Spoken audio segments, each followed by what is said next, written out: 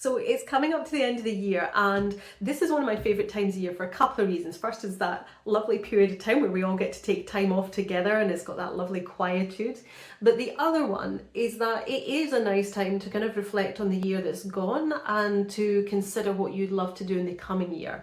And I don't mean in a kind of pie in the sky, like those ambitions that we have on the 1st of January that we have rewritten by the 4th of January. I don't mean those ones.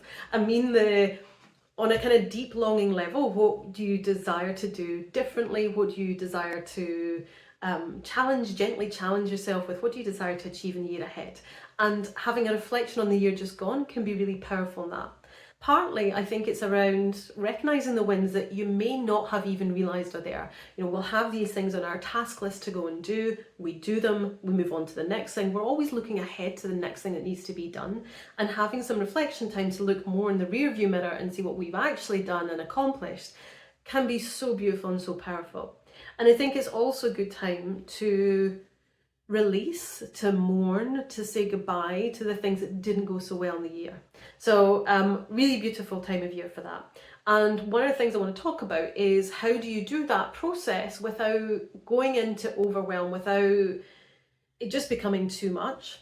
And I thought I'd share my process with you. So first one thing I love to do is to go back through, diaries. I tend to do like a monthly review where every month I'll review what's happened in the past month and kind of set out roughly what I would like to do the next month, and just do that every month. So that makes it pretty simple. I can just go through those monthly reviews.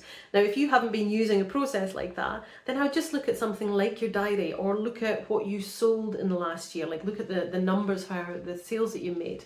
Look at your calendar for the things that you were promoting, for the events that you did, for the offers that you put out into the world, for the clients you worked with. Like, have a look wherever you've got pockets of data that will help you do this. Have a look in those places.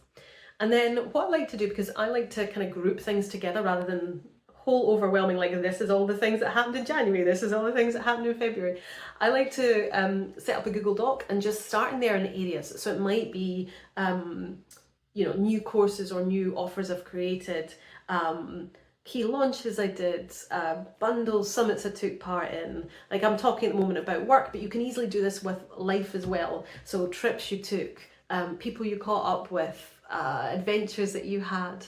Like, having these kind of little sections makes it quite nice to then group things through. So then you go through your calendar or your review process, and you can just type things into the different sections depending on what it is.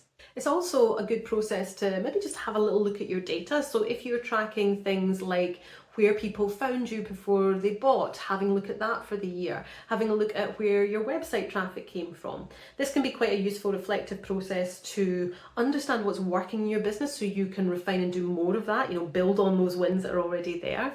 And look at perhaps, how you're spending energy in other parts of your business where you might not be getting the returns you hope for. It's a nice kind of reflection on what's working well I want to do more of, and what's maybe not working well, where either I want to come at it in a different way, or I want to release doing that thing so I can focus more on these things over here. All of this though is with gentleness, is with a positive reflection on the things you're really proud of and that have gone well, and a curiosity about things that may not have gone well. Is like, what have you learned from that, or what might be the thing you want to try next with that thing, or do you want to release it? Okay, so then questions. Once you've kind of collated all that like brain dump of the things you've been up to, then I would ask yourself these 3 questions. What are you most proud of? And I'm a paper and pen girl for some things. So I would get out paper and pen and just literally like circle the things that you're most proud of in, say, one colour of pen. These are the things that just shine out to me as being incredible for this year. The second question is, what do you desire to release next year? What do you want to stop doing or take the learning from, but do in a different way? So again, I would have a look through the things that you've got and just reflect on what you're ready to let go of or do differently. And then the final one is, what are you most excited for? What's putting a little bit of fire in your belly and excitement for the year ahead that you are really looking forward to getting your teeth into and doing. So if you're feeling a bit of overwhelm at the idea of reviewing the year that's just gone and thinking about planning what comes next, putting a little bit of order to it, doing this kind of brain dump into sections on what you've been up to, makes it a lot easier to both take pride in what you have done, and also reflect and affirm on what you're desiring to do in the year ahead. I'm Moira Fuller, I'm a business strategist and coach, and I help people put in systems, automations, leveraging what you do so you can do less admin and more focus on the work that lights you up and growing your business. Thanks so much for watching.